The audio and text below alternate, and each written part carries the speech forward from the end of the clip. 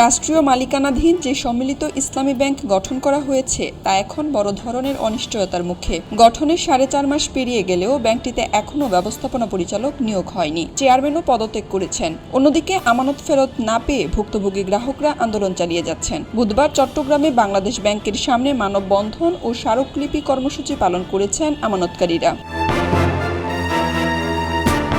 এরই মধ্যে একীভূত কাঠামো থেকে বেরিয়ে আসতে আবেদন করেছে দুটি ব্যাংক। সোশ্যাল ইসলামী ব্যাংকের পর এবার এক্সিম ব্যাংকও স্বতন্ত্রভাবে কার্যক্রম পরিচালনার অনুমতি চেয়ে বাংলাদেশ ব্যাংকে আবেদন জমা দিয়েছে। ব্যাংকটির সাবেক চেয়ারম্যান নজরুল ইসলাম স্বপনের নেতৃত্বে সাবেক পরিচালনা পর্ষদ গত সোমবার এই আবেদন করে।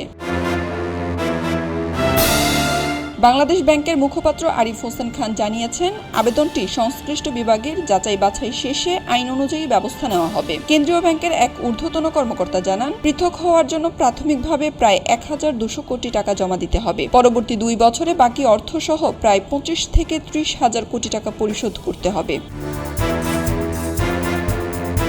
গত বছরের 21 ডিসেম্বর সাবেক governor Ahsan H Mansur bank resolution অধ্যাদেশের আওতায় Exim bank, first security Islami bank, global Islami bank, union bank ও SIBL-কে একীভূত করে সম্মিলিত ইসলামী ব্যাংক গঠন করেন। পরে জাতীয় সংসদ আইন পাশের সময় 18 ক ধারা যুক্ত করা হয়, যেখানে সাবেক শেয়ারধারকদের পুনরায় ফেরার সুযোগ রাখা হয়েছে। এই ধারার ভিত্তিতেই SIBL ও এক্সিম ব্যাংক পৃথক হওয়ার আবেদন করেছে।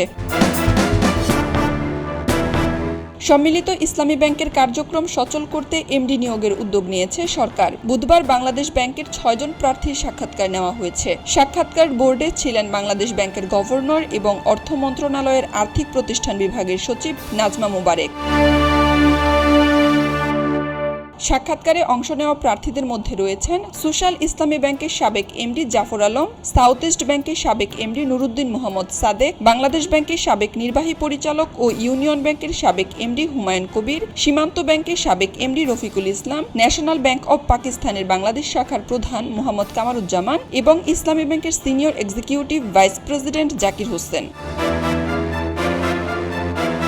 এদিকে আমানতকারীদের দুর্ভোগ চরমে। ব্যাংক একীভূত হওয়ার পর থেকেই আমানতকারীরা টাকা তুলতে না পেরে চরম দুর্ভোগে পড়েছেন। অনেকেই চিকিৎসা, মেয়ের বিয়ে কিংবা দৈনন্দিন খরচ চালাতে হিমশিম খাচ্ছেন। কেউ কেউ ধার দেনা করে জীবন চালাচ্ছেন বলে অভিযোগ উঠেছে। বাংলাদেশ ব্যাংক আগে একটি গাইডলাইনে জানিয়েছিল, প্রাথমিকভাবে সঞ্চয়ী হিসাব থেকে সর্বোচ্চ 2 লাখ টাকা উত্তোলন করা যাবে। পরে প্রতি 3 মাস অন্তর আরও 1 লাখ টাকা করে তোলার সুযোগ থাকবে এবং 2 বছরের মধ্যে সব আমানত ফেরত দেওয়া হবে। তবে ভুক্তভোগীদের অভিযোগ, বাস্তবে সেই নির্দেশনা কার্যকর হচ্ছে না।